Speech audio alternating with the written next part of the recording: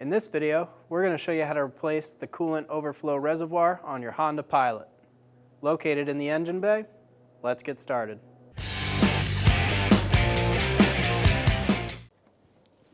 Remove the hose off of the coolant bottle.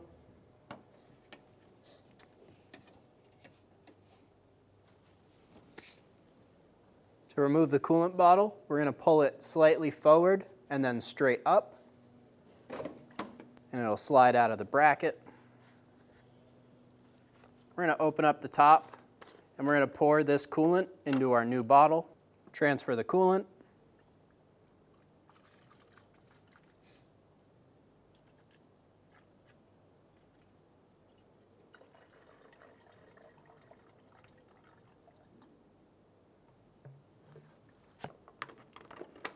Screw the top on,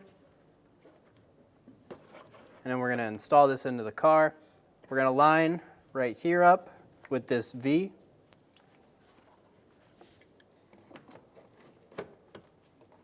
And push it down into place. If you pull it, it should stay in place.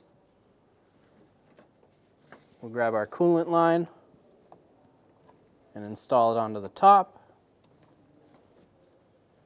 and you're good to go. When only the best will do, demand TRQ. The only company that lets you view before you do. TRQ is committed to offering the highest quality aftermarket auto parts that are engineered for peace of mind. Thanks for using and viewing with TRQ.